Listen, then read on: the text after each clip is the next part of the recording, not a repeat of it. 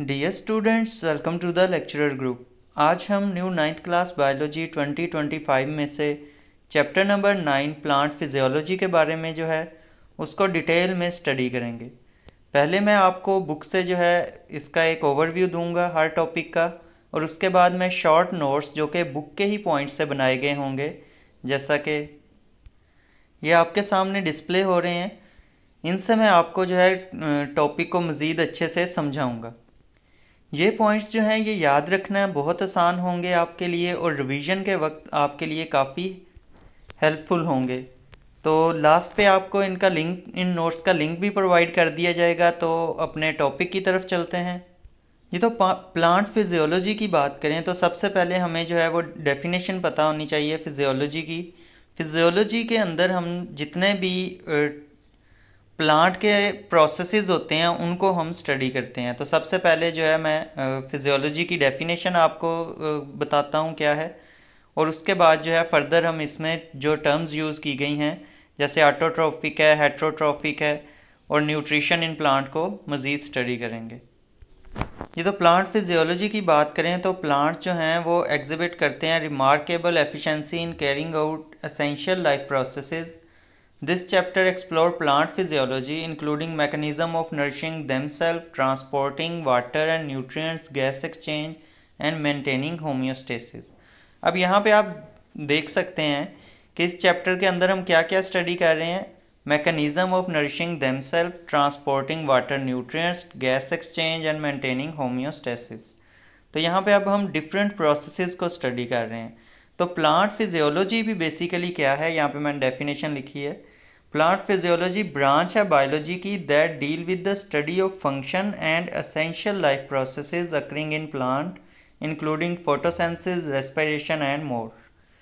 तो basically physiology से अक्सर बच्चे कंफ्यूज होके फिज़िकल स्ट्रक्चर मुराद लेते हैं, जो कि मॉर्फोलॉजी ब्रांच है, उसमें हम एक्सटर्नल स्ट्रक्चर को स्टडी करते हैं, ना कि फिजियोलॉजी में। फिजियोलॉजी बेसिकली स्टडी है फंक्शनिंग की और प्रोसेसेस को स्टडी करना जो कि प्लांट के अंदर हो रहे हैं, उन तमाम प्रोसेसेस को समझना और उनके अंदर कौन कौन से रिएक्शंस वगैरह हो रहे हैं और वो प्रोसेसेस किस किस पाथवे को फॉलो कर रहे हैं, ये सारी चीज़ को समझना प्लांट फिजियोलॉजी में आता है। तो इसको आपने फिज़िकल अपीयरेंस से कंफ्यूज नहीं करना। फिजियोलॉजी को, फिजियोलॉजी से फंक्शनिंग याद रखनी है और प्रोसेस को स्टडी करना। ओके, नेक्स्ट अब हम मूव करते हैं। जो हमें कुछ टर्म्स बताई गई थी कि कुछ वो एनिमल ऑटोट्रॉप्स होते हैं, जो कि वाटर, कार्बन डाइऑक्साइड और मिनरल अपने इन्वायरमेंट से लेके उससे खुद फूड बनाते हैं in the presence of sunlight. Example में बैक्टीरिया, एल्गी और प्लांट आ जाते हैं। हेट्रोट्रॉप्स वो ऑब्टेन करते हैं फूड फ्रॉम अदर ऑर्गेनिज्म, यानी कि दूसरे ऑर्गेनिज्म को खा के अपना खाना हासिल करते हैं। इनकी एग्जाम्पल में बैक्टीरिया, प्रोटोजोअन और फंजाई और एनिमल आ जाते हैं। तो इनका मोड ऑफ न्यूट्रिशन वो हेट्रोट्रॉपिक होता है। अब हमने वो न्यूट्रिशन इन प्लांट की बात करनी है, तो न्यूट्रिशन इन प्लांट पे मूव करते हैं। न्यूट्रिशन को किस तरह से डिफ़ाइन करते हैं? The process through which food is prepared और obtained and converted into substances for growth, energy, repair and maintenance. यानी ये एक ऐसा प्रोसेस है जिससे फूड को प्रिपेयर किया जाता है या ऑब्टेन किया जाता है ताकि उसे कन्वर्ट किया जा सके ऐसे सब्सटेंसेस में जो कि जैसे कार्बोहाइड्रेट, लिपिड्स वगैरह, जो कि ग्रोथ, एनर्जी, रिपेयर और मेंटेनेंस में काम आते हैं। Nutrients are substances required for energy, growth, repair and maintenance. और सिर्फ न्यूट्रिएंट की बात करें तो न्यूट्रिएंट को हम ऐसे डिफाइन करते हैं, substances required for energy, growth, repair and maintenance. Substances that found in food भी आप एक्स्ट्रा ऐड कर सकते हैं, मज़ीद बेहतर डेफिनेशन हो जाएगी। अब हम वो मिनरल न्यूट्रिशन इन प्लांट की अगर बात करें तो फोटोसिंथेसिस आ जाती है हमारे पास, जिसमें प्लांट सिंथेसाइज करते हैं their food using sunlight, carbon dioxide और water. Mineral nutrients essential element होते हैं जो कि एब्जॉर्ब करता है प्लांट सॉइल से for synthesis of other biomolecule. अब बायोमोलिक्यूल वाला लास्ट चैप्टर हमने पढ़ा था, तो आप वो ज़रूर देखिएगा उसकी वीडियो भी। न्यूट्रिएंट्स की बात करें तो दो तरह के मेन हमारे पास न्यूट्रिएंट्स हैं, एक मैक्रो न्यूट्रिएंट्स और एक माइक्रो न्यूट्रिएंट्स। मैक्रो जैसे कि नाम से ही वाज़ेह हो रहा है, मैक्रो यानी लार्ज क्वांटिटी में हमें चाहिए होते हैं, जैसे कार्बन, हाइड्रोजन, ऑक्सीजन वगैरह जो हैं, ये बाकी भी तमाम जो ऊपर दिए गए हैं इनको आप देख सकते हैं। इनका भी हम फंक्शन भी पढ़ेंगे, बॉडी के अंदर क्या क्या फंक्शन करते हैं। और इसी तरह कुछ माइक्रो न्यूट्रिएंट्स हैं जो कि हमें स्मॉल क्वांटिटी में चाहिए होते हैं। इसमें जो है वो आयरन आ जाता है, मोलिब्डेनम आ जाता है, ठीक है, तो कॉपर आ जाता है। इस तरह बाकी भी तमाम जो यहाँ पे मेंशन्ड हैं इनको हम अभी देखते हैं, ये हमारी बॉडी प्लांट की बॉडी के अंदर क्या क्या रोल प्ले करते हैं। तो ये टेबल दिए गए हैं बुक के अंदर ताकि हम मैक्रो न्यूट्रिएंट्स और माइक्रो न्यूट्रिएंट्स का रोल जो है उसको अंडरस्टैंड कर सकें कि क्या है वो प्लांट लाइफ में। तो कार्बन की बात करें तो major component of all biomolecule है, जितने भी अगर आप कार्बोहाइड्रेट्स देख लेते हैं तो वो भी कार्बन हाइड्रोजन के बने हैं। इसी तरह लिपिड को देखें तो उसमें भी लॉन्ग चेन्स होती हैं कार्बन हाइड्रोजन की, और इसी तरह प्रोटीन के अंदर भी कार्बन हाइड्रोजन नज़र आते हैं। हाइड्रोजन की बात करें तो ये भी मेजर कंपोनेंट है ऑल बायोमोलिक्यूल्स का। बेसिकली जितने भी लिविंग ऑर्गेनिज्म हैं ये दोनों कार्बन और हाइड्रोजन उनकी बैकबोन होते हैं। मेन कार्बन को ही कहा जाता है बैकबोन, लेकिन कार्बन और हाइड्रोजन यानी हाइड्रोकार्बन से ही लिविंग ऑर्गेनिज्म जो हैं वो बने होते हैं। तो उसके बाद अगर हम ऑक्सीजन की बात करें तो मेजर कंपोनेंट होता है बायोमोलिक्यूल्स में, ये भी नेसेसरी है फॉर सेलुलर रेस्पायरेशन में ऑक्सीजन की बहुत ज़्यादा जो है वो ज़रूरत होती है। इसके बगैर जो है वो आपको पता है एनएरोबिक रेस्पायरेशन होगी, और जिसमें एटीपी की जो सेंसिस है बहुत कम होती है। उसके बाद अगर हम फास्फोरस की बात करें तो कंपोनेंट है एटीपी का। न्यूक्लिक एसिड में भी जो फॉस्फेट ग्रुप होता है वो फास्फोरस का होता है, कोएंजाइम के तौर पे भी एक्ट करता है, नेसेसरी है सीड जर्मिनेशन के लिए, फोटोसिंथेसिस के लिए। पोटाशियम की बात करें तो रेगुलेट करता है opening and closing of stomata, इसको भी हम डिटेल से पढ़ेंगे। नाइट्रोजन जो है वो कंपोनेंट है प्रोटीन का, क्लोरोफिल का और इंजाइम्स का। प्रोटीन के अंदर आपको पता है नाइट्रोजिनस बेसिस होती हैं, इसी तरह क्लोरोफिल और इंजाइम के अंदर भी इंजाइम भी प्रोटीन है। सल्फ़र जो है उसकी अगर बात करें तो प्रोटीन, वाइटामिन और इंजाइम्स के अंदर पाया जाता है। कैल्शियम जो है वो एक्टिवेट करता है इंजाइम्स को और स्ट्रक्चरल कंपोनेंट है सेल वॉल का। और वाटर मूवमेंट में भी कैल्शियम आयंस का हम रोल जो है उसको स्टडी करेंगे।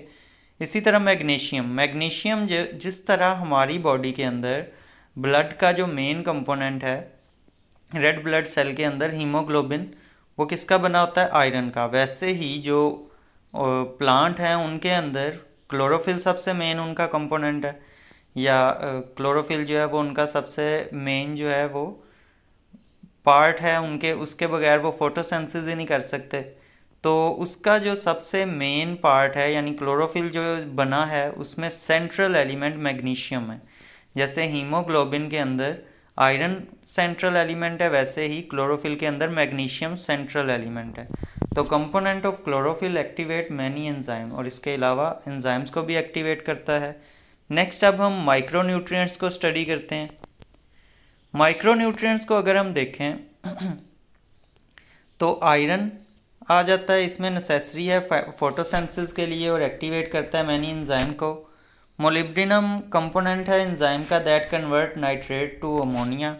बोरोन जो है वो शुगर को ट्रांसपोर्ट करती है, सेल डिवीजन और सर्टन एंजाइम्स में भी हेल्प आउट करती है।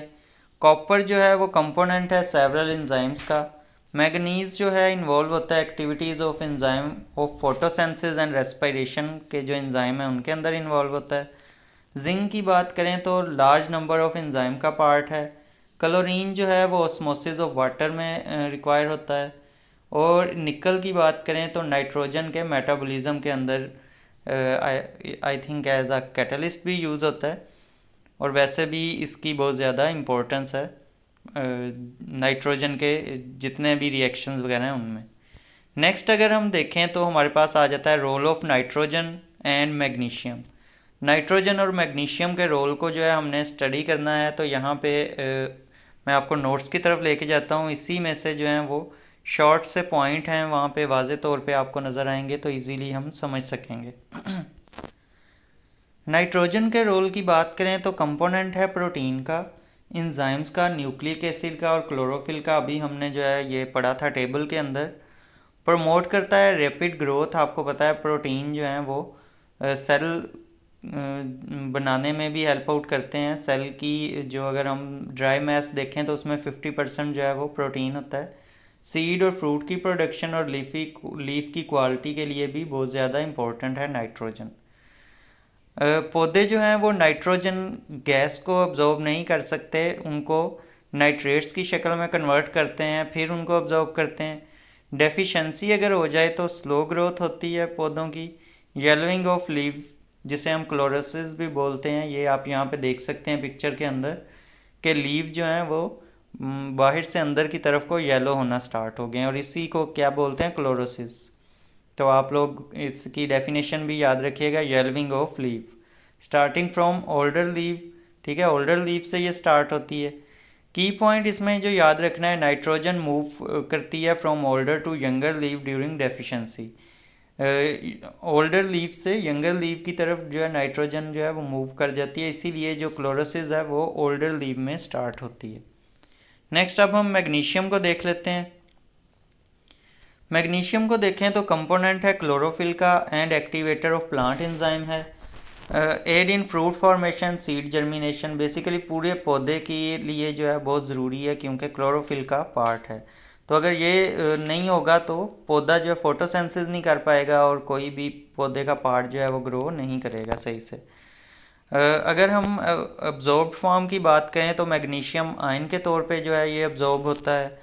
और डेफिशिएंसी को देखें तो break down of chlorophyll causing yellowing, chlorosis and leaf drop. अब इसके अंदर भी येलोइंग हो रही है लीफ की, क्लोरोसिस जिसे बोल रहे हैं, और लीफ जो है वो घिर जाता है इसमें भी।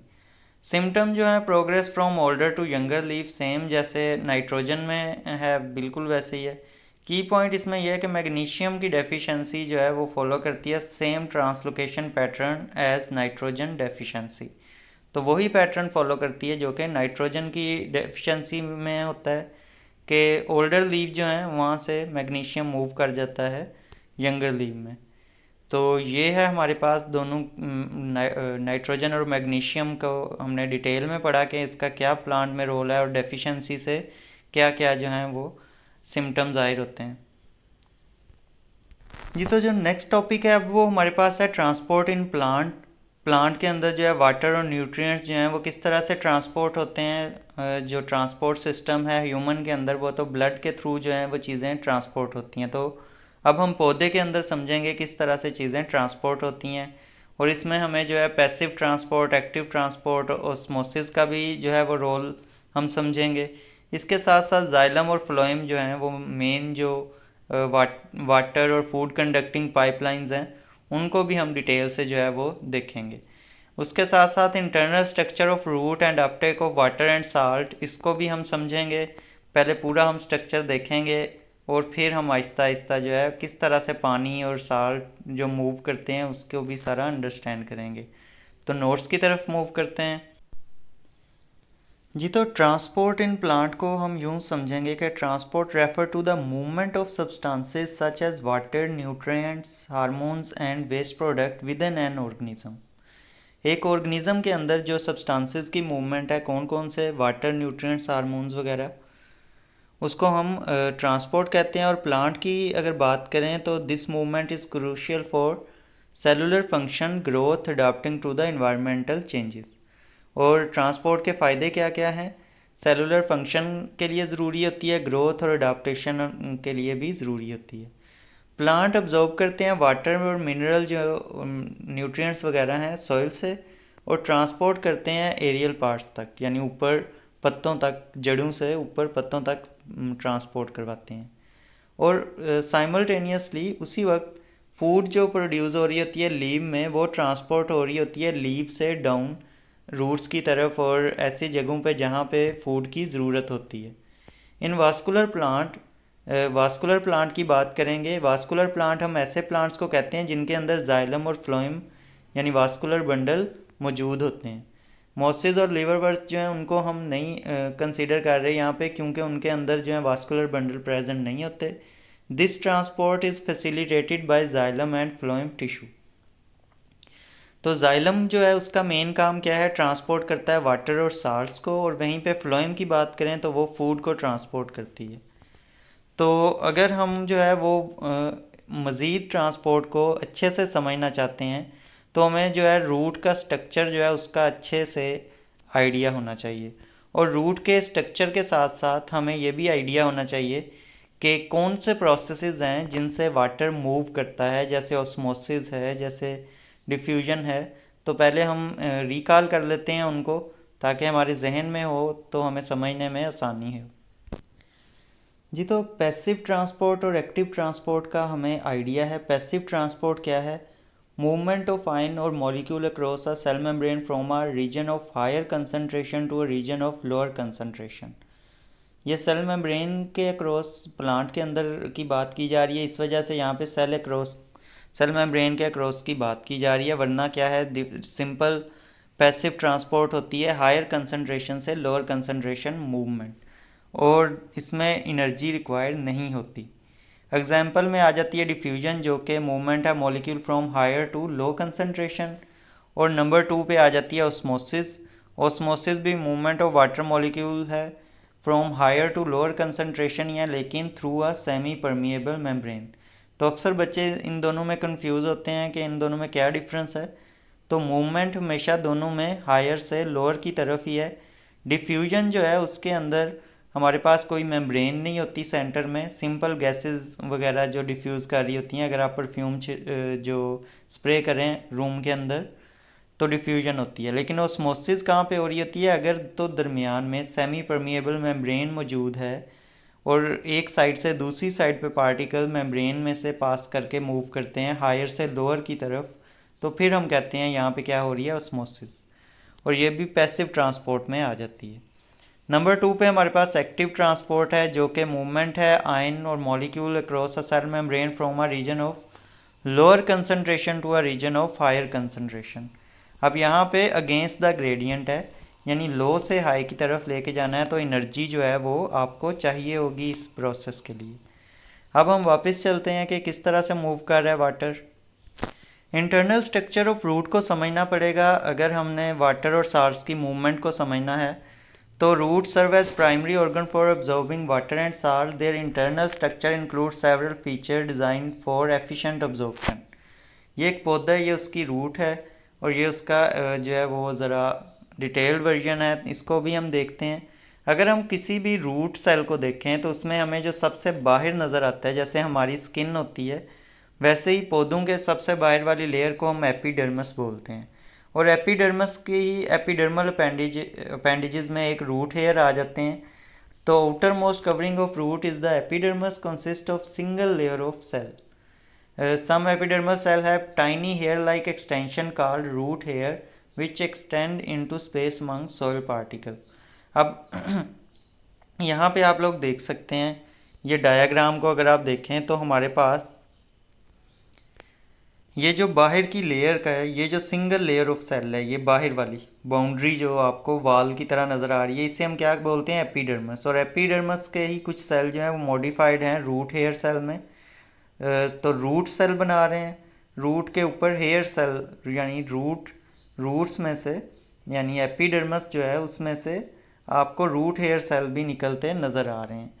तो रूट हेयर सेल जो हैं वो टाइनी हेयर लाइक एक्सटेंशन है called root hair cell, which extend into spaces among soil particle. तो बेसिकली ये सॉइल पार्टिकल के दरमियान जाते हैं और एक large surface area for absorption provide करते हैं, और इसके साथ a direct contact with soil water, और डायरेक्ट कांटेक्ट में होते हैं सॉइल वाटर के। लेट्स से अगर रूट यहाँ पे है और पानी के पार्टिकल यहाँ पे भी हैं, यहाँ पे भी हैं, तो ये वाले पार्टिकल तक जो है वो रूट नहीं पहुँच पा रही, तो इसके रूट हेयर सेल्स होंगे, वो इन पानी के पार्टिकल्स को भी अब्जॉर्ब कर लेंगे।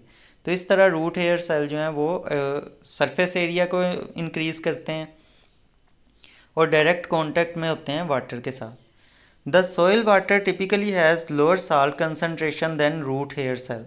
अब रूट हेयर सेल से में साल्ट की कंसनट्रेशन ज़्यादा है। आपको पता है कि एक्टिव ट्रांसपोर्ट में क्या करना पड़ेगा कि जो साल्ट अब ऑलरेडी रूट के अंदर ज़्यादा है, तो सॉइल से तो रूट में नहीं आएंगे, क्योंकि जो पैसिव ट्रांसपोर्ट है ऑस्मोसिस या डिफ्यूजन, उसमें जो है वो हायर से लोअर की तरफ मूवमेंट होती है, ना कि लोअर से हायर की तरफ। अब रूट के अंदर साल्ट क्या है, ज़्यादा है ऑलरेडी, सॉइल से अभी भी हमने सॉइल में कम है, अगर फिर भी हमने सॉइल से रूट में लेके जाना है तो एक्टिव ट्रांसपोर्ट करनी पड़ेगी और हमें एनर्जी दे के मूवमेंट करवानी पड़ेगी। और वहीं अगर हम पानी की बात करें तो साल्ट हम एक्टिव ट्रांसपोर्ट के थ्रू जो है वो रूट हेयर सेल्स में ऐड कर रहे हैं। लेकिन जो पानी है वो पैसिव ट्रांसपोर्ट के थ्रू यानी ऑस्मोसिस के थ्रू जो है वो सॉइल से रूट के हेयर सेल में जा रहा है। आपने याद रखना है वाटर जो है वो साल्ट लविंग होता है, तो जिधर उसे साल्ट मिलता है ज़्यादा वो उस साइड को मूव करता है। अब रूट हेयर के अंदर साल्ट ज़्यादा है ज़मीन से, ज़मीनी पानी के निस्बत, तो रूट हेयर में जो है वो पानी मूव करना शुरू कर देता है। तो नेक्स्ट लेयर की अब बात करते हैं कि अब जो पानी है वो आपने याद रखना है रूट हेयर के थ्रू एपिडर्मिस तक पहुंच गया, एपिडर्मल सेल्स तक पहुंच गया। अब नेक्स्ट क्या होगा, नेक्स्ट आएगा कोर्टेक्स। कोर्टेक्स क्या है, a broad zone of cell located just inside the epidermis. Epidermis के अंदर ये यहाँ से लेके यहाँ तक जो पोर्शन है उसे हम क्या बोलते हैं, ये कोर्टेक्स। कोर्टेक्स आपको नज़र आ रही है, तो ये कोर्टेक्स जो है ये एपिडर्मस से अंदर वाला एक ब्रॉड रीजन है।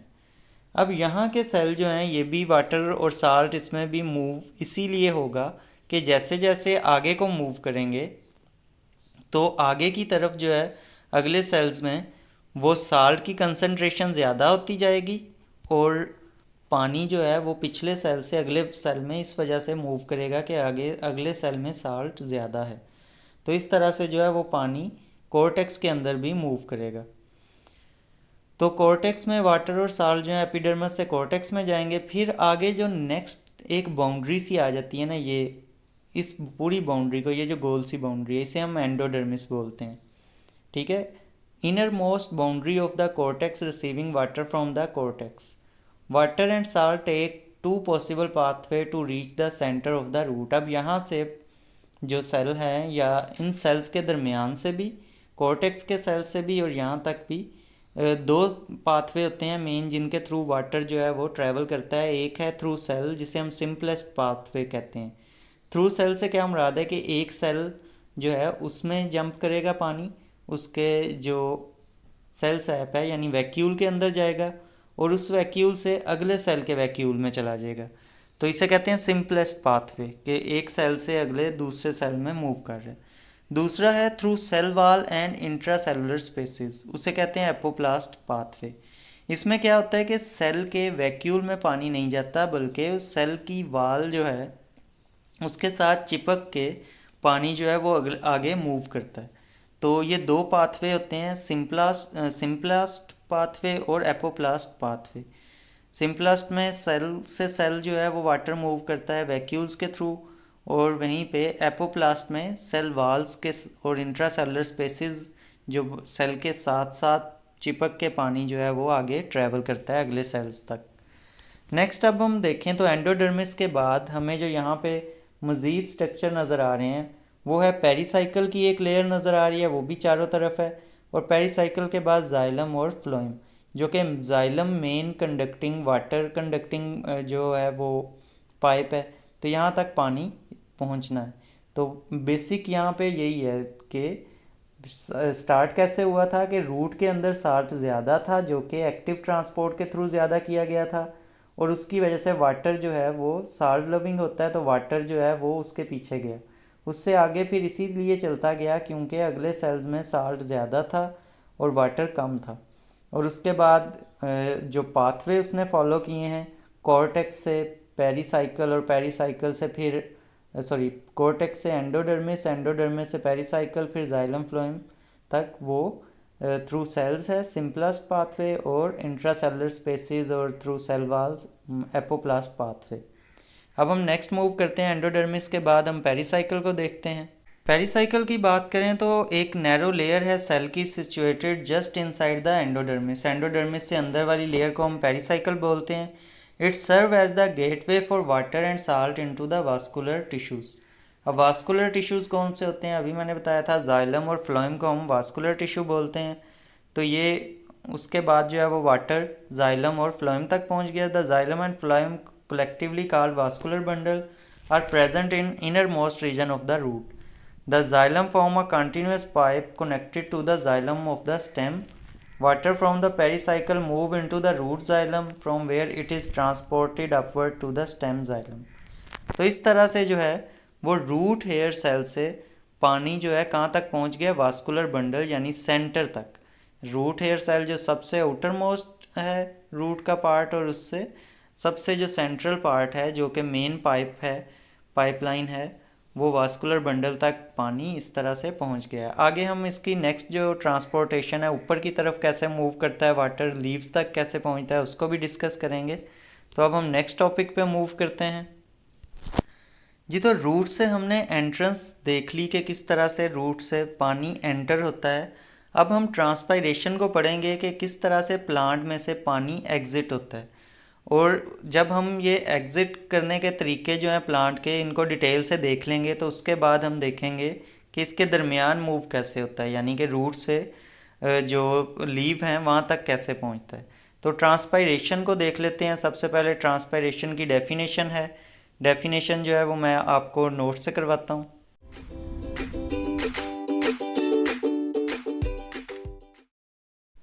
जी, तो ट्रांसपायरेशन की डेफिनेशन है loss of water in form of vapours from plant surface is called transpiration.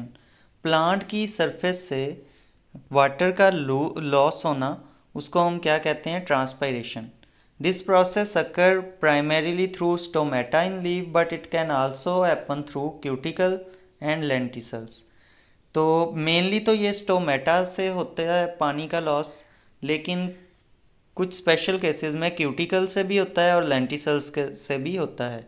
तो क्यूटिकल जो है वो प्रेजेंट होते हैं लीव एपिडर्मस पे, क्यूटिकल प्रेजेंट होती है. और इसी तरह लेंटिसल जो है वो स्पेशल ओपनिंग है इन स्टेम ऑफ सम प्लांट. तो अगर हम तीनों को अब हम डिस्कस करेंगे. पहले हम स्टोमेटल ट्रांसपायरेशन को डिस्कस करते हैं. स्टोमेटल ट्रांसपायरेशन की बात करें तो मोस्ट ट्रांसपायरेशन हैपन जो है वो स्टोमेटा के थ्रू ही होती है, और उसे हम स्टोमेटल ट्रांसपायरेशन कहते हैं.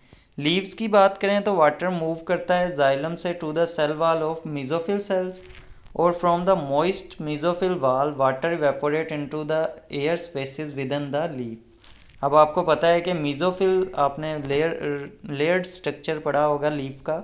उसमें जब मेसोफिल सेल हैं उनमें स्पॉन्जी मेसोफिल सेल जो हैं उनके दरमियान कैविटीज़ होती हैं जहाँ पे गैशियस एक्सचेंज हो रहा होता है. तो मॉइस्ट मेसोफिल सेल जो वाल्स हैं, मेसोफिल की वाल जो हैं, उनसे वाटर इवेपोरेट होता है इन दीज स्पेसेस जहाँ से गैशियस एक्सचेंज हो रहा था, और वहीं से ही स्टोमेटा के थ्रू बाहर चले जाते हैं वाटर वेपर्स.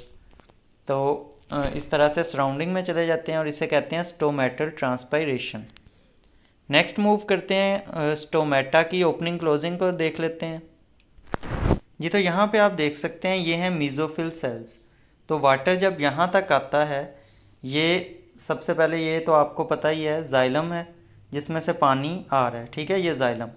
उसके बाद जाइलम से जो वाटर है वो मेसोफिल सेल में चला गया. ये देखें, ये स्पॉन्जी मेसोफिल्स हैं, इनके दरमियान जो है वो एयर स्पेसिस हैं. इन एयर स्पेसिस में वाटर चला गया, उसके बाद स्पॉन्जी मेसोफिल से निकल के, और यहाँ पे आपको स्टोमेटा नज़र आ रहा है. उसके बाद जो है वो ओपनिंग जो है इन होल्स की, वो स्टोमेटा से होके जो है वो वाटर बाहर वेपर्स की शक्ल में इवेपोरेट कर जाता है.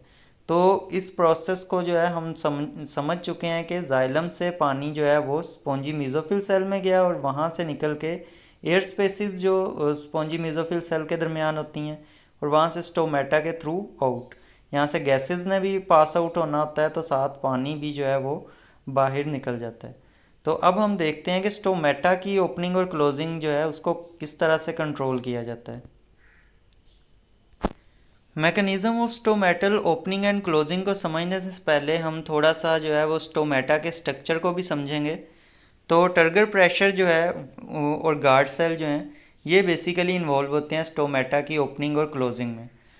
तो stomata open and close due to changes in turgor pressure of guard cell. Turgor pressure से क्या मुराद है, मतलब ये कि जो गार्ड सेल हैं, जो स्टोमेटा के बाहर जो सेल होते हैं जो कि ओपनिंग और क्लोजिंग को कंट्रोल करते हैं, उनके अंदर जब वाटर की एकैमुलेट हो जाता है तो उससे जो है एक प्रेशर फॉर्म होता है जिसे हम कहते हैं टर्गर प्रेशर, ठीक है.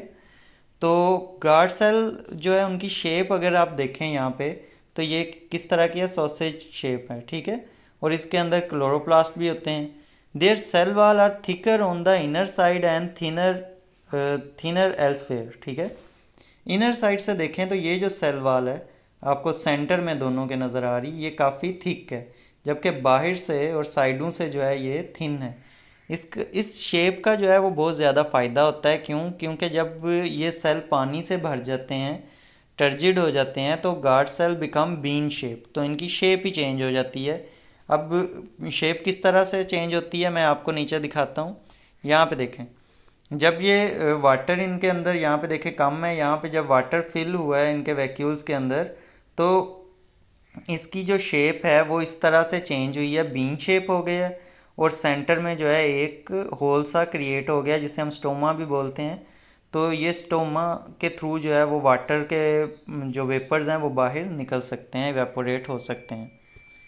नेक्स्ट अगर हम बात करें अब ओपनिंग और क्लोजिंग की, या उससे पहले हम ये भी याद रखेंगे कि एक की पॉइंट है जिसमें लिखा गया है ट्रांसपायरेशन इज़ नेसेसरी ईवल।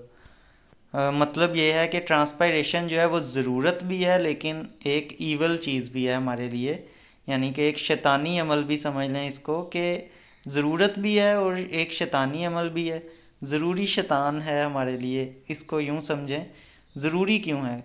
क्योंकि अगर ट्रांसपायरेशन नहीं होगी तो वाटर जो है वो रूट से ऊपर की तरफ नहीं खींचा जाएगा। बेसिकली ट्रांसपायरेशन, जैसे हम एक जूस को स्ट्रा से सक करते हैं ऊपर से, तो नीचे से मज़ीद जूस ऊपर की तरफ आता है, वैसे ही ट्रांसपायरेशन जो है बिहेव करती है।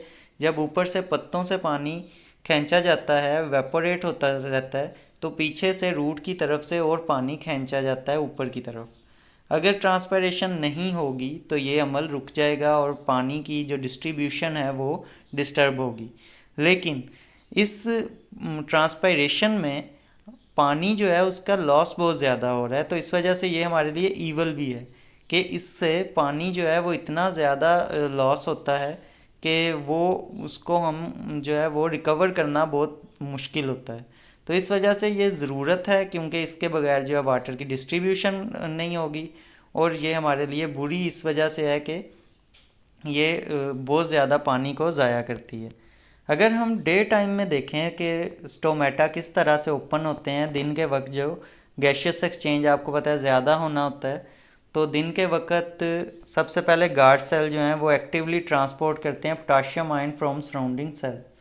सराउंडिंग सेल से पोटाशियम आयन को अपने अंदर जो है एक्टिवली यानी कि एनर्जी यूज़ करके अपने अंदर इकट्ठा करते हैं, जिससे इंक्रीज़ हो जाता है सोल्यूट की कंसनट्रेशन गार्ड सेल में। आपको बताया है कि जहाँ सोल्यूट ज़्यादा होगा वहाँ पे वाटर भी ज़्यादा आएगा, क्योंकि वाटर जो है वो साल्ट लविंग होता है।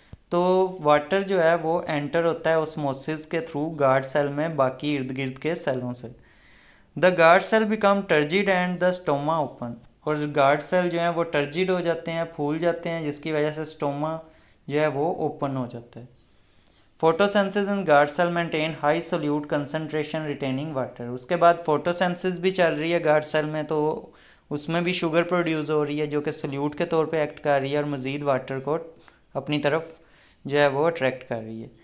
वहीं अगर रात के टाइम की बात करें तो रात के वक्त जो है वो ग्लूकोज की कंसनट्रेशन गार्ड सेल में डिक्रीज़ हो गई, क्योंकि जो है वो फोटोसेंसिस का अमल स्टॉप हो गया।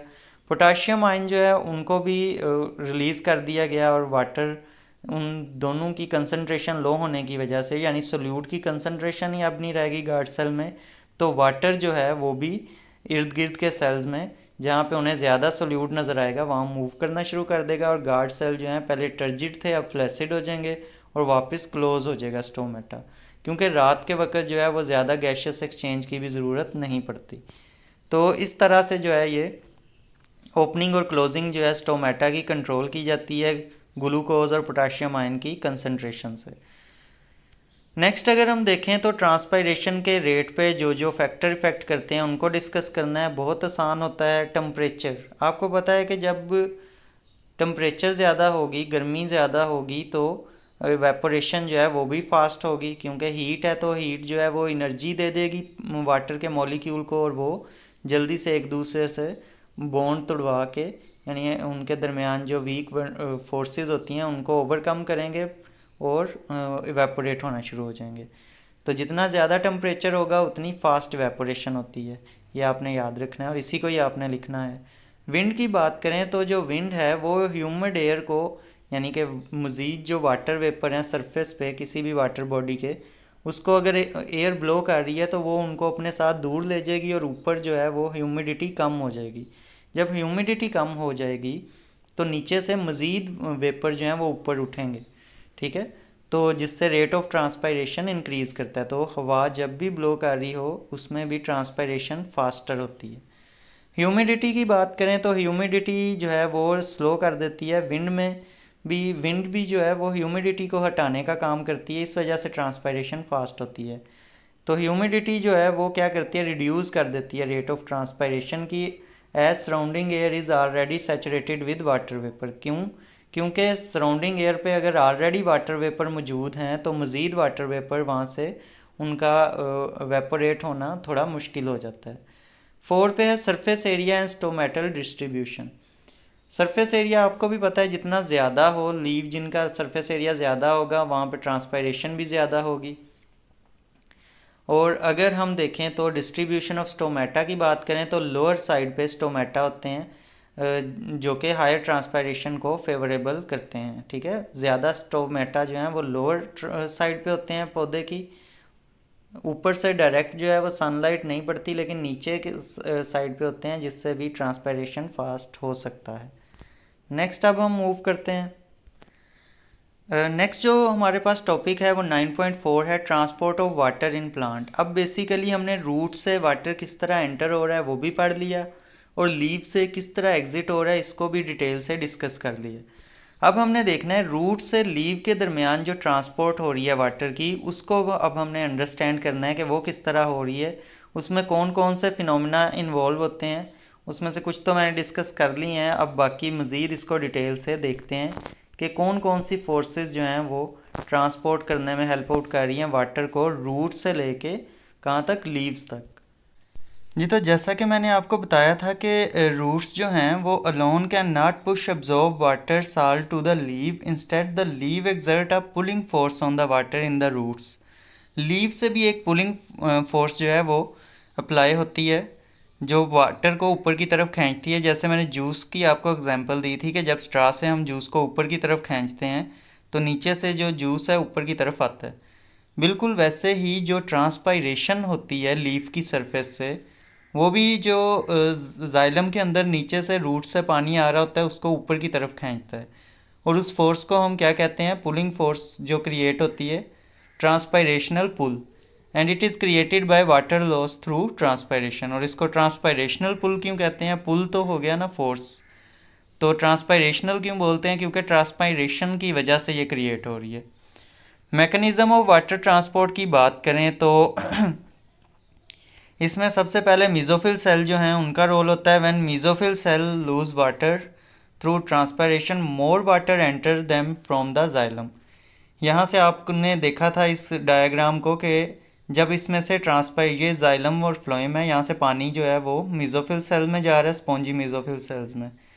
और यहाँ स्टोमेटा है, ये स्टोमेटा के थ्रू ट्रांसपायरेशन हो रही है और वाटर वेपर्स बन के उठता जा रहा है। अब इससे एक फोर्स जनरेट होगी जो इस जाइलम को पीछे से मज़ीद पानी को अपनी तरफ पुल करने में हेल्प आउट करेगी। कंटिन्यूस वाटर कॉलम, और इसके नतीजे में एक कंटिन्यूस वाटर कॉलम बनेगा inside xylem vessel. A continuous water column extend from roots to the stem and leave. यानी रूट से लेके स्टेम और लीव तक वो जो कॉलम है वाटर का वो फॉर्म होगा और वो ऊपर की तरफ खींचा जाएगा। और इस जो वाटर का कॉलम है वो इंटेक्ट में क्यों रहता है, उसमें तमाम पार्टिकल एक दूसरे को खींच के ऊपर की तरफ क्यों लेके आते हैं, उसकी जो है वो 3 मेन वजूहत होती हैं। उसमें से पहली वजह ये होती है कि अट्रैक्शन अमंग वाटर मॉलिक्यूल्स के दरमियान जो अट्रैक्शन होती हैं उसको हम कोहेजन भी बोलते हैं। यानी कि एक वाटर मॉलिक्यूल है वो दूसरे वाटर मॉलिक्यूल को हाइड्रोजन बॉन्ड्स की वजह से खींच रहा है, तो इसको हम क्या बोलेंगे, कोहेजन। एडहेजन दूसरे नंबर पे आ जाती है। ये वाटर मॉलिक्यूल की जो कैपेबिलिटी होती है कि वो वेट करते हैं यानी स्टिक कर जाते हैं अपने वाल्स के साथ, ठीक है, जो जाइलम है उसकी वाल्स के साथ स्टिक करते हैं। वैसे भी अगर आप लोग देखें तो ग्लास के अंदर भी इस तरह से, अगर ग्लास के अंदर पानी पड़ा हो तो वो इस साइड से, सेंटर से ज़रा नीचे होता है, दीवारों वाली साइड से ज़रा ऊपर वाल्स के साथ टच हो रहा होता है। तो ये भी इसी वजह से होता है कि वाटर जो है वो वाल्स के साथ चिपकने की ताकत रखता है, और इस वजह से वाल्स वाली साइड से ज़रा ऊपर होता है और सेंटर से नीचे की तरफ होता है। नेक्स्ट अगर हम बात करें तो वो है कैपिलरी एक्शन। कैपिलरी एक्शन क्या होता है कि अगर हम एक नैरो स्ट्रा यूज़ कर रहे हैं तो वो जितना नैरो होगा उतना जो है वाटर वो ऊपर राइज करेगा। लाइक अगर आपके पास यहाँ एक बाउल है, उसके अंदर इस तरह से पानी है और इसके अंदर एक आप बारीक सा जो है वो कैपिलरी पुट करते हैं, तो वो जितनी कैपिलरी जो है वो बारीक होगी, लेट्स से वाटर का लेवल जो है वो यहाँ तक है इसके अंदर, तो हो जितनी ये बारीक होगी कैपिलरी, उतना ही वाटर का लेवल जो है ना कैपिलरी के अंदर ऊपर होगा। यानी सेम इतने ही पानी में अगर एक और कैपिलरी आप डिप करेंगे जिसकी जो विड्थ है वो इससे कम है पहले वाली कैपिलरी से, सॉरी यहाँ पे बनाना थोड़ा सा मुश्किल है, तो उसमें वाटर का लेवल और ज़्यादा हाई होगा। यानी कि कैपिलरी का एक्शन हम इसे बोलते हैं कि जितनी हम बारीक ट्यूब लेते हैं उसका सेम हालांकि लेवल होना चाहिए ना, इस पानी का जितना इस टब के अंदर या जितना इस बीकर के अंदर लेवल है इतना ही कैपिलरी के अंदर होना चाहिए। लेकिन कैपिलरी बारीक होने की वजह से उसमें कोहेजन एडिशन जो है वो ज़्यादा होता है, जिसकी वजह से वाटर ज़्यादा ऊपर मूव कर जाता है। इसे कहते हैं कैपिलरी एक्शन। तो नैरो डायामीटर होता है जाइलम वेसल का, जो कि कैपिलरी एक्शन की वजह से वाटर को ऊपर की तरफ मज़ीद राइज करवाता है। तो ये तीन फोर्सेस हैं जो कि ऐड कर रही हैं कॉन्टीन्यूस वाटर कॉलम बनाने में। उसके बाद जो थर्ड पॉइंट है उसको अब हम देखते हैं, वो है tension and pull. Tension and pull को अगर हम देखें तो यहाँ पे आप देख सकते हैं कि when a water molecule move up through the leaf xylem it create tension in the water column. अब लीफ जाइलम से एक वाटर का मॉलिक्यूल निकल गया है, तो अब वहाँ पे एक जो है वो वैक्यूम क्रिएट हुआ है, उस वैक्यूम को पीछे से फिल किया जाना है, वो वहाँ पे एक फोर्स लग रही है पुल की। तो वो जो पुल है वो पिछले तमाम वाटर मॉलिक्यूल को अपनी तरफ खींचेगा। नेक्स्ट हमारे पास ये जो है आपने समझ लिया है कि पहले हमने ये समझा था रूट्स में वाटर कैसे एंटर होता है, फिर हमने समझा ट्रांसपायरेशन से वाटर लॉस कैसे होता है, और अब हमने वो मैकेनिज़्म को समझा है जिसके थ्रू इन दोनों के दरमियान यानी रूट और लीफ तक पानी जो है वो किस तरह से ट्रांसपोर्ट होता है, इसको भी हमने समझ लिया। अब हमारा जो नेक्स्ट टॉपिक है वो है translocation of food in plant. जी, तो ट्रांसलोकेशन को अब हम देखते हैं। ट्रांसलोकेशन बेसिकली मूवमेंट या ट्रांसपोर्ट ऑफ फूड को हम ट्रांसलोकेशन ऑफ फूड बोलते हैं। तो ये ट्रांसलोकेशन जो है वो होती है फ्लोएम के अंदर, ठीक है। पहले ट्रांसपोर्ट ऑफ वाटर को पढ़ा जो कि होती थी जाइलम के अंदर। ट्रांसपोर्ट ऑफ फूड जो है वो फ्लोएम के अंदर होती है। Food is transported through phloem tissue. सबसे पहले जो पॉइंट है वो ये है कि ग्लूकोज जो है वो कन्वर्ट किया जाता है सुक्रोज में फॉर ट्रांसपोर्टेशन, ठीक है। ग्लूकोज को ही डायरेक्ट ट्रांसपोर्ट नहीं किया जाता जो कि फोटोसिंथेसिस में प्रोड्यूस हो रहा है, पहले उसकी कन्वर्जन की जाती है सुक्रोज में, फिर उसको ट्रांसपोर्ट किया जाता है। मैकेनिज़्म जो कि ट्रांसपोर्ट करवाता है, ट्रांसलोकेशन करवाता है फूड की, उसको हम प्रेशर फ्लो मैकेनिज़्म कहते हैं। यानी कि प्रेशर की वजह से फ़्लो होता है फूड का। तो इसको अब हम समझते हैं कि ये प्रेशर फ्लो मैकेनिज़्म क्या है। अगर हम प्रेशर फ्लो मैकेनिज़्म की बात करें तो इसमें हमारे पास दो साइड्स होती हैं। एक को हम कहते हैं सोर्स और एक को हम कहते हैं सिंक। सोर्स बेसिकली हमारे पास वो पॉइंट है, फोटोसिंथेटिक टिश्यू है बेसिकली, जैसे कि लीव मेसोफिल टिश्यू जहाँ पे फोटोसिंथेसिस हो रही होती है, या स्टोरेज टिश्यू जहाँ पे स्टोर की गई होती है फूड, जहाँ पे प्रोडक्शन हो रही है फूड की या ग्लूकोज की प्रोडक्शन हो रही है, वो हमारे लिए क्या है, सोर्स। और सिंक क्या है, सिंक बेसिकली हमारे पास वो रीजन है प्लांट का जहाँ पे वो फूड का इस्तेमाल किया जा रहा है या फूड जो है यूटिलाइज हो रही है, उसको हम क्या बोलते हैं, सिंक। यानी कि सोर्स प्रोडक्शन साइट है और सिंक वहाँ पे डंप साइट है जहाँ पे वो खाना जो है वो यूज़ हो रहा है। तो ग्रोइंग टिप्स ऑफ रूट जो है वो बेस्ट है, वहाँ पे एनर्जी चाहिए बहुत ज़्यादा तो वहाँ पे जाएगा। और इसी तरह स्टोरेज टिश्यू में जहाँ पे स्टोर किया जा रहा है खाना, वो भी डंप साइट में या सिंक में आ जाएगा। तो अगर हम मैकेनिज़्म को समझें तो एट द सोर्स सोर्स में क्या होता है, सोर्स में आपको पता है प्रोडक्शन हो रही है खाने की, तो वो खाना जो है वो फ्लोएम सीव ट्यूब में एंटर किया जाएगा एक्टिव ट्रांसपोर्ट के थ्रू। एनर्जी जो है वो प्रोवाइड की जाएगी बाय कंपेनियन सेल। तो एक्टिव ट्रांसपोर्ट से जो है वो फूड मॉलिक्यूल को अंदर डाला जाएगा, किसके, फ्लोएम के। यहाँ पे आप देख सकते हैं ये हमारे पास फ्लोएम के अंदर जो है वो फूड मॉलिक्यूल्स को इंसर्ट किया जा रहा है, और ये हमारे पास जो है सोर्स है। नेक्स्ट अगर हम देखें तो हाई सोल्यूट कंसनट्रेशन हो गई है। अब यहाँ पे खाना ऐड हो गया, इट्स मीन के सोल्यूट ज़्यादा हो गया। और मैंने बताया था कि वाटर जो है वो साल्ट लविंग होता है, सोल्यूट लविंग होता है, तो वो खाने की तरफ मूव करेगा, यानी जाइलम से वाटर जो है वो फ्लोएम के अंदर आना शुरू हो जाएगा।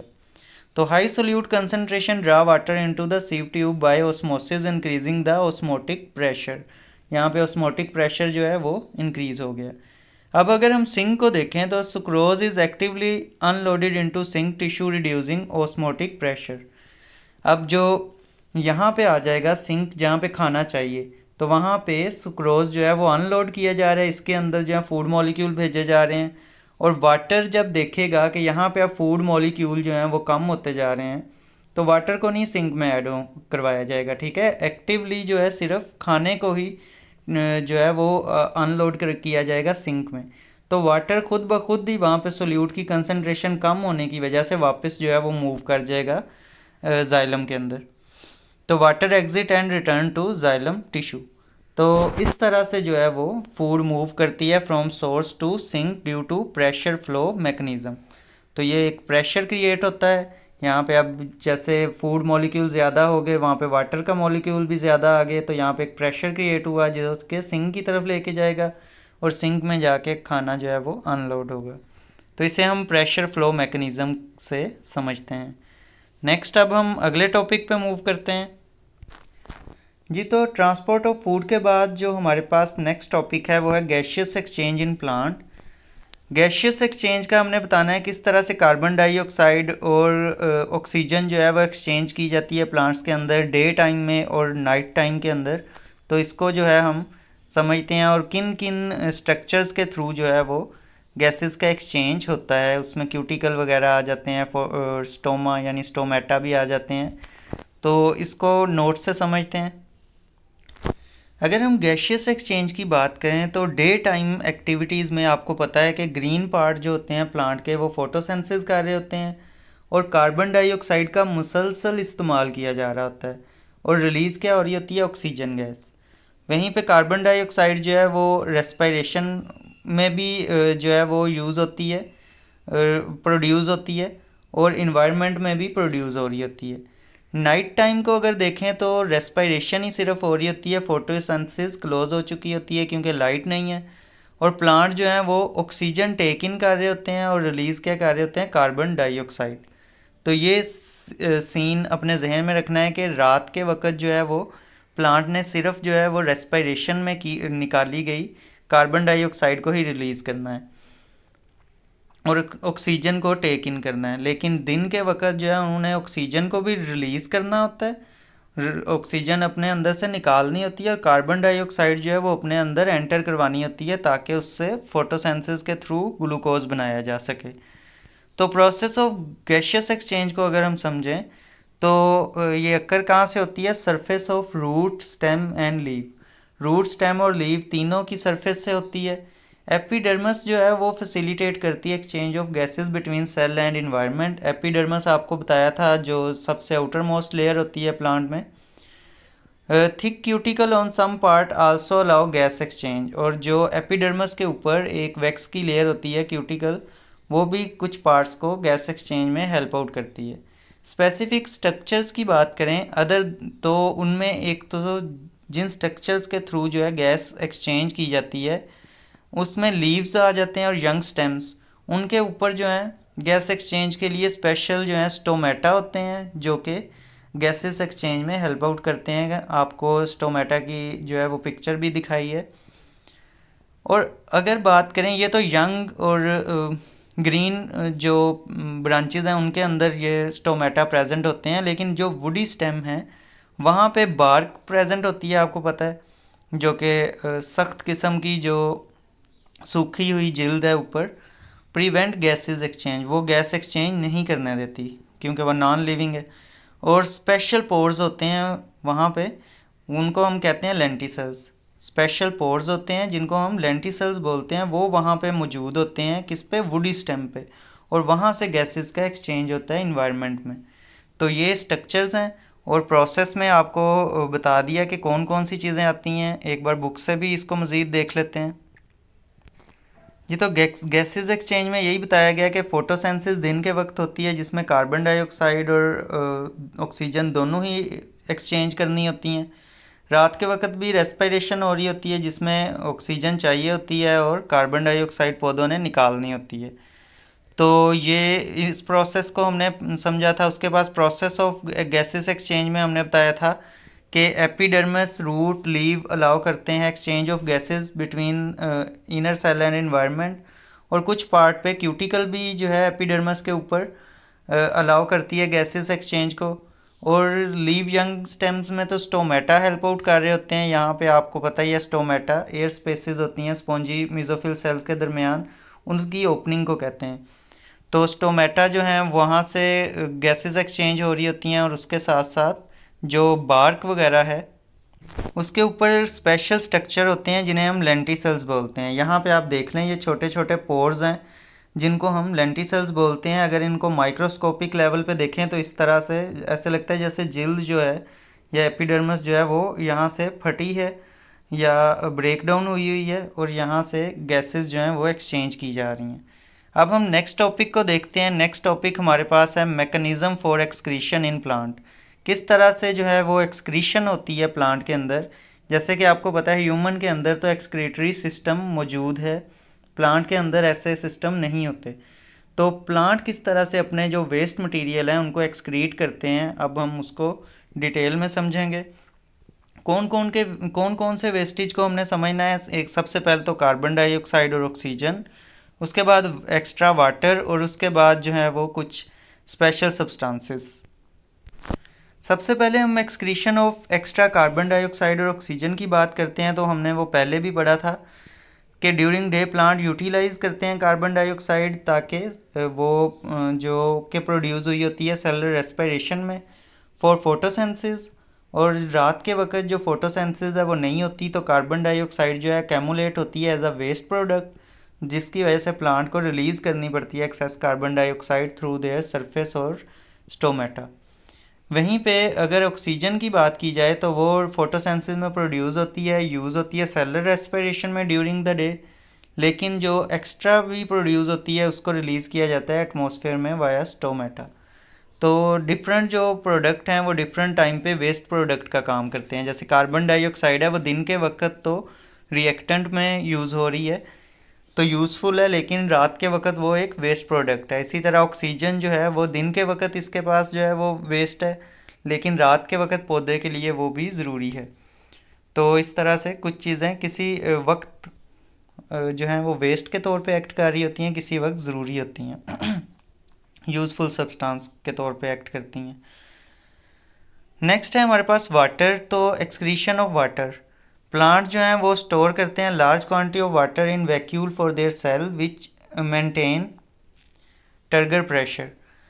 This turgor support the soft part of the plant. अब आपको पता है कि प्लांट्स के अंदर बोन्स तो मौजूद नहीं होती, तो क्या होता है कि वो अपने अंदर वैक्यूल्स में वाटर को फिल करके वैक्यूल से एक प्रेशर जनरेट करते हैं सेल वाल पे, जिसकी वजह से उन्हें एक ख़ास स्ट्रक्चरल सपोर्ट मिलती है टर्गर प्रेशर की वजह से। If plant have excess water they excrete it through two primary method. अगर ज़्यादा पानी आ जाए तो मेन दो तरीके हैं जिनसे वो उस पानी को जो है वो एक्सक्रीट करते हैं, और वो दो तरीके कौन से हैं। फर्स्ट है ट्रांसपायरेशन, जिसको अभी हमने बड़ा डिटेल से पढ़ा था। ट्रांसपायरेशन में क्या आता है कि डे टाइम में प्लांट जब एक्सेस वाटर को सरफेस ऑफ लीव से इवेपोरेट करवाते हैं तो उसको हम क्या बोलते हैं, ट्रांसपायरेशन। सरफेस ऑफ प्लांट से कर लें, लीव अकेला ठीक नहीं है। तो ट्रांसपायरेशन डिफरेंट टाइप की होती है। स्टोमेटल होती है थ्रू स्टोमेटा, यानी कि जो लीव्स के ऊपर गैशियस एक्सचेंज के लिए ओपनिंग है मेसोफिल सेल्स के दरमियान, उनके जो स्ट्रक्चर है उसे हम क्या कहते हैं, स्टोमेटा, जो कि जहाँ से वाटर भी गैसेस के साथ साथ रिलीज होता रहता है वेपर्स की शक्ल में। वहीं पे दूसरे नंबर पे क्यूटिकुलर ट्रांसपायरेशन, जो कि क्यूटिकल से होती है लीफ की एपिडर्मिस के ऊपर जो लेयर है क्यूटिकल की। और थर्ड जो है वो है लेंटिकुलर ट्रांसपायरेशन, जो कि लेंटिसल्स से होती है स्टेम के अंदर। स्टेम्स आपको पता है कि ग्रीन नहीं होते, उनके ऊपर जो हैं वो स्टोमेटा मौजूद नहीं होते, तो उनके ऊपर क्या होते हैं लेंटिसल्स, स्पेशल ओपनिंग्स होती हैं, जैसे छोटे छोटे जो हैं वो ओपनिंग्स, ऐसे लगता है जैसे टीयर हुई है एपिडर्मिस, तो वहाँ से रिलीज़ होते हैं वाटर वेपर्स। तो ये तीन तरह से ट्रांसपायरेशन होती है जो कि इन्वॉल्व होती है वाटर को एज अ वेस्ट निकालने में। दूसरा जो तरीका है वो है गटेशन। अब हम नेक्स्ट जो है वो गटेशन को डिस्कस करेंगे। गटेशन की अगर बात करें तो गटेशन क्या है, बेसिकली लीव्स के जो एजेस होते हैं वहाँ से कुछ प्लांट्स के पास स्पेशल एबिलिटी होती है कि एक्स्ट्रा वाटर को जो है वो निकाल सकते हैं, उनको ड्रॉप्स की शक्ल में एजेस से निकाल सकते हैं। तो इसको हम क्या कहते हैं गटेशन। इसको कुछ बच्चे जो हैं वो ड्यू के साथ भी जो है वो कंफ्यूज करते हैं, तो मैं बताता हूँ उसमें क्या डिफरेंस है। बेसिकली गटेशन का प्रोसेस होता क्यों है, इसकी वजह यह है कि at night when stomata are closed excess water accumulate in the xylem tissue. रात के वक्त आपको पता है कि जो स्टोमेटा हैं उनके गार्ड सेल में फोटोसेंसिस नहीं होती रात के वक्त, और वहाँ से सोल्यूट जो है वो कम हो जाता है, वाटर निकल जाता है, जिसकी वजह से स्टोमेटा क्लोज हो जाते हैं। तो इस वजह से वहाँ से अब पानी भी नहीं निकल सकता। तो एक्स्ट्रा वाटर जब एक्यूमुलेट होना शुरू होता है तो कुछ प्लांट जो हैं such as grasses use specialised process like called guttation to remove this water. उसमें क्या होता है, guttation involve releasing water droplets through small pores at the tip or edges of the leave. Tip या edges से leave के जो है वो पानी को निकाला जाता है ड्रॉप्स को, और इस मैकेनिज़्म से हेल्प होती है वाटर को रेगुलेट करने में प्लांट के अंदर। की पॉइंट में वही डिफरेंस बताया गया कि गटेशन जो है वो ड्यू की तरह नहीं होती, क्योंकि ड्यू जो है वो एटमॉस्फेरिक वाटर यानी एयर के अंदर जो ह्यूमिडिटी है उसके वाटर वेपर जो है वो कंडेंस हो जाते हैं रात के वक्त टेम्परेचर कम होने की वजह से, और वो लीफ सरफेस पे हमें नज़र आते हैं। जबकि गटेशन जो है वो वाटर एक्टिवली एक्सपेल्ड किया जाता है from the plant leave edges. तो ये इन दोनों में डिफरेंस है, ये भी आपने जहन में रखना है जी। तो यहाँ पे आप जो है वो गटेशन की एग्जांपल भी देख सकते हैं। ये देखें जी, ये लीव्स के मार्जिन हैं, वहाँ से ड्रॉपलेट्स जो हैं वो एक्टिवली जो हैं वो एक्सपेल्ड किए जा रहे हैं, ठीक है। यहाँ पे भी देखें ये मार्जिनस हैं, मार्जिनस पे जो है वो वाटर ड्रॉप्स आपको नज़र आ रहे हैं, तो ये गटेशन है और ड्यू ड्रॉप्स नहीं है ये। तो नेक्स्ट जो है वो हमारे पास excretion of other metabolic waste है।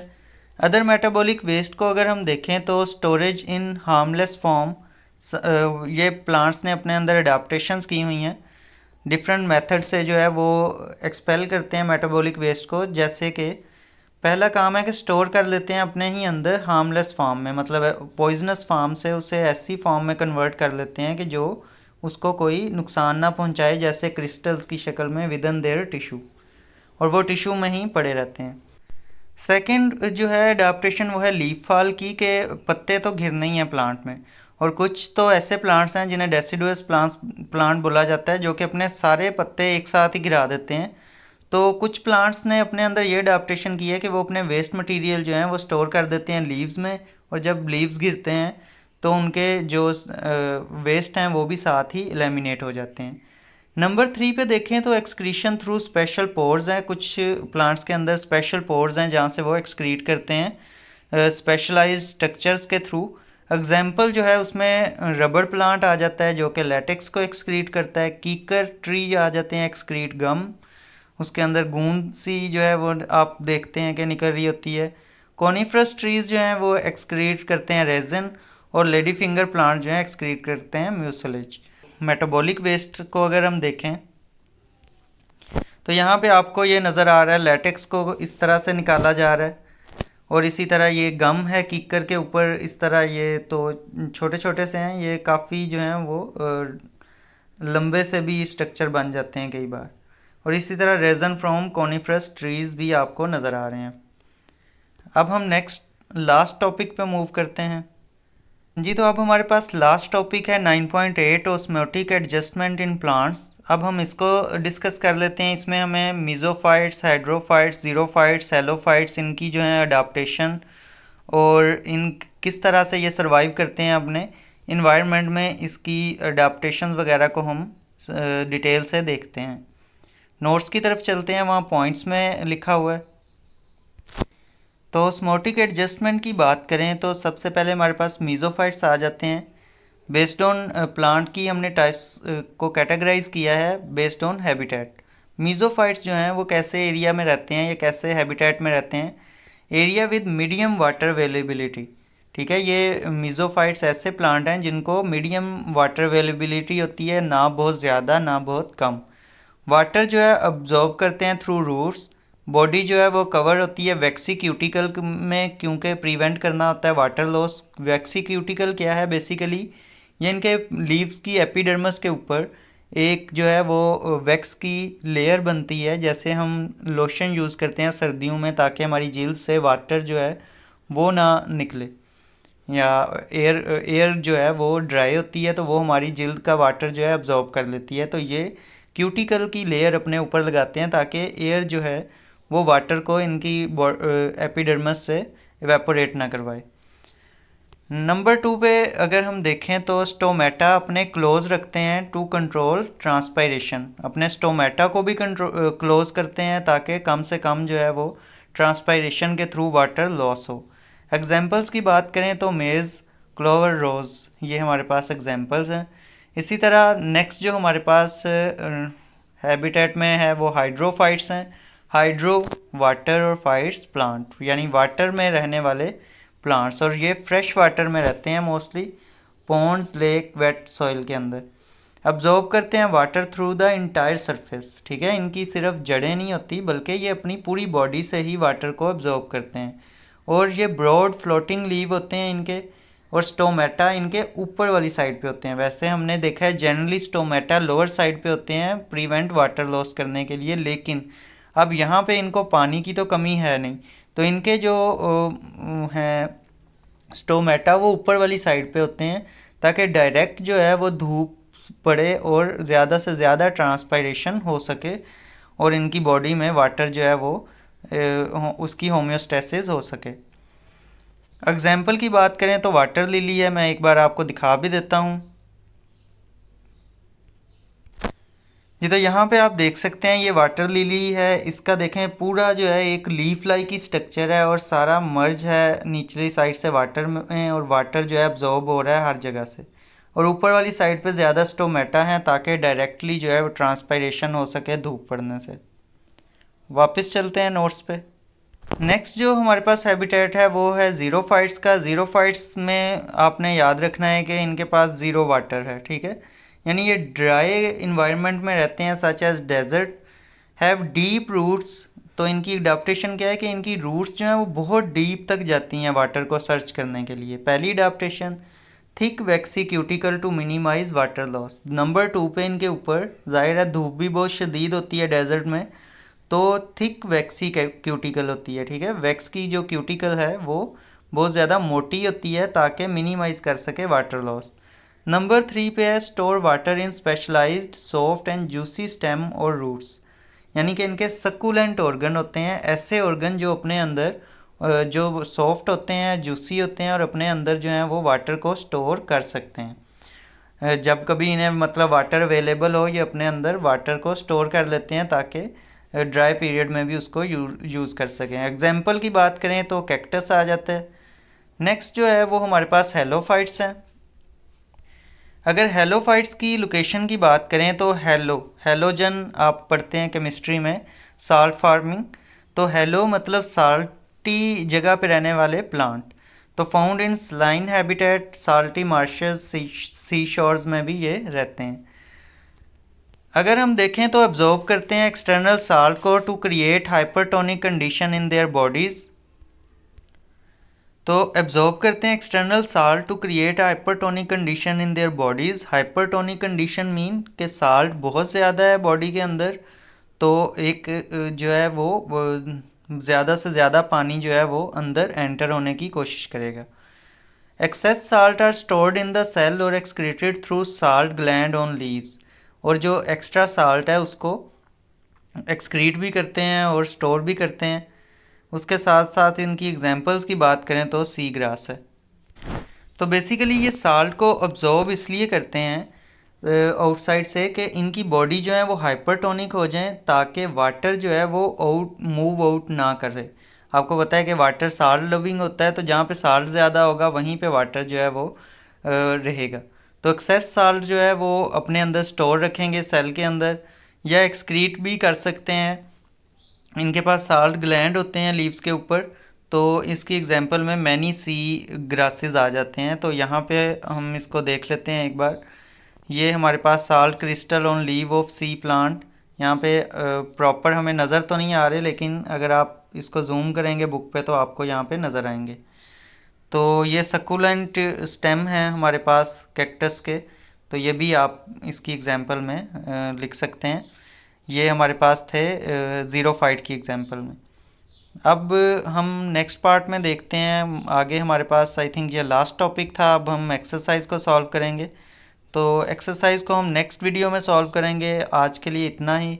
आई होप सो आपको समझ आई होगी। समझ आई है तो वीडियो को लाइक ज़रूर कीजिएगा और चैनल को भी सब्सक्राइब कर दीजिएगा।